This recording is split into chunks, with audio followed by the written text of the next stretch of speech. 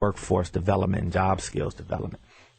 So those are some changes that you'll see right away. You're going to see a much better customer service organization where we reach out to you, where we respond to you in a much more timely way.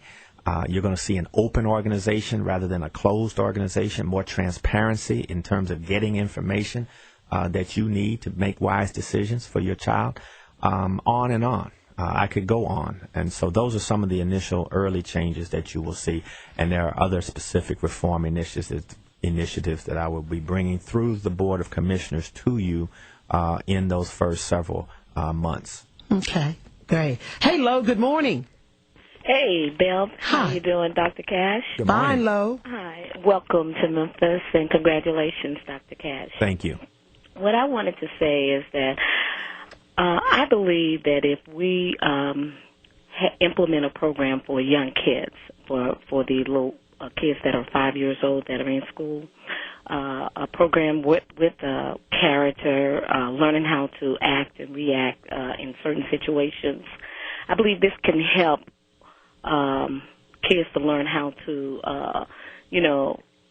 act when if they are if they are approached in a violent or disrespectful manner, just learn how to act or in that situation. I feel like if you implement a program for those young kids at 5 years old or however young they are when they start school, I think that there would be a great inspiration and a help along the way for to help their personal development along with their character, and that's what's important. When you mentioned that, I said, well, that is what I've been talking about for years.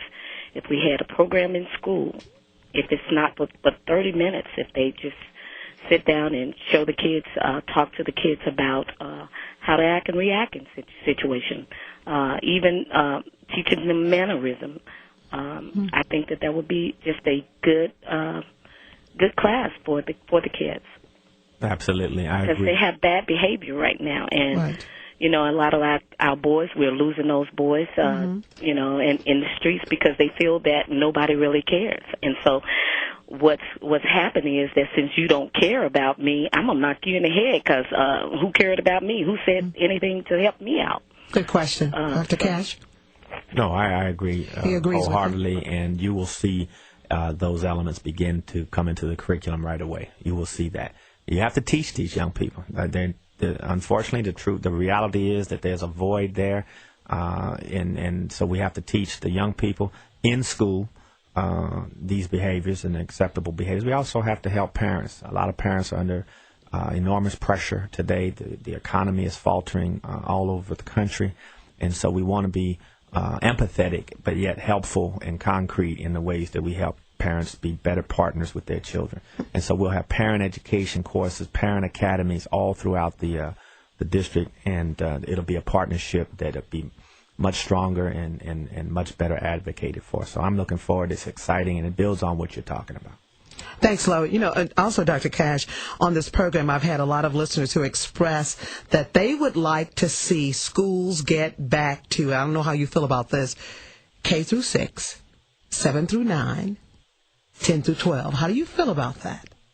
Well, one thing that I've noticed already, and I'm going to do something about it, is that you don't have any feeder pattern alignment here. And by that I mean where there's a K or pre-K through 12 system that's coordinated and aligned with the curriculum, with the program of services. Mm-hmm. So, for example, the Kirby High School, there's a feeder pattern for it. Okay. The Ridgeway High School, there's a feeder pattern for it. Cordova and so forth, but we're not aligned that way right now. We just have secondary and then middle school and then elementary. And because people think, a lot of listeners say when they put the 6th graders with 7th and 8th, it kind of mess things up. Yeah.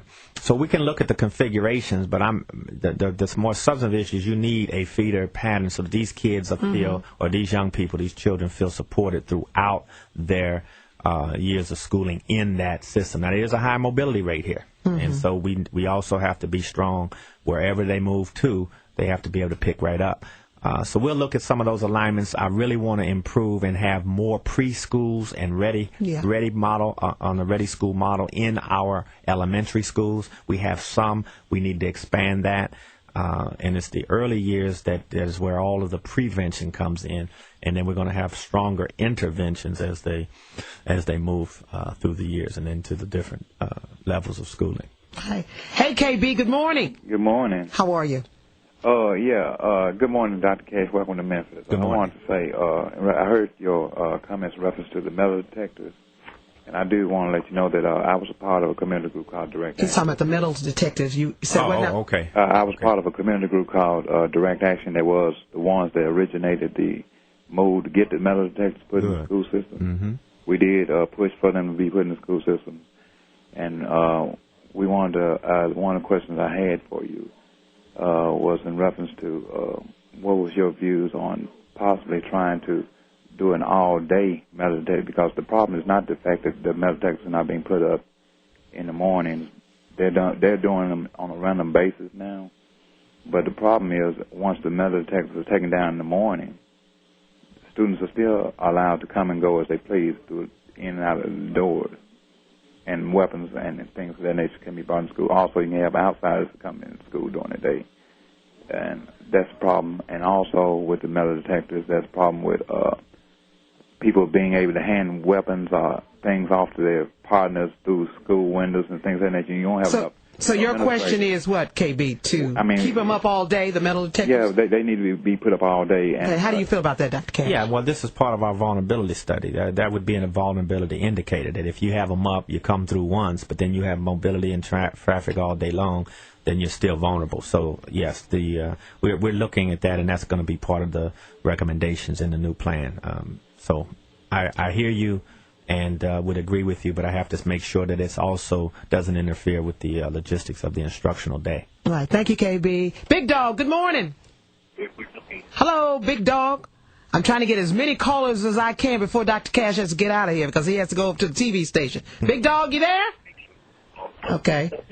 I lost Big Dog. Hi, Ann. Good morning. Hello. Hey, how are you? Hey, Miss Bev, how are you? I'm doing well today, You're the best. You're the best. Thank you. And much love and welcome to you, Dr. Superintendent Cash. Well, thank you. I have a question, though, several questions, quickly. When you say feeder pattern, do you mean like an elementary, middle school, and high school in the same vicinity?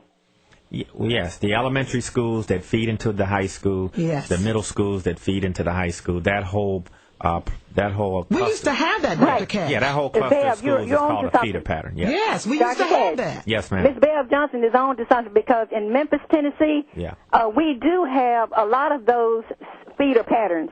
Yes, you do. Yeah. No, but the issue is we're not providing services coordinated through the feeder pattern like we want to. What we found is in Miami, when we realigned the school district so that you had area superintendents and you had area supervisors over those feeder patterns and regions as opposed to over just one level of schooling. Okay. Superintendent Cash, I know my time is limited. You had a better improvement. You have made some excellent comments this morning, and if you're able to implement those, this will improve the image of our students and of our Memphis City Schools.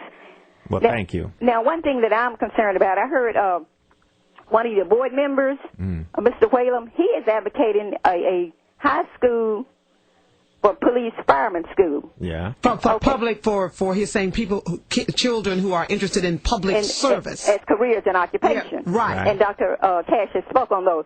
I would also like to advocate a high school for aviation because we have the FAA, FedEx, so all of these career-oriented high schools would be a plus for our Memphis City Schools. When I came through, graduated Memphis City Schools, we had vocational schools. And through that, I got a really good career, business career.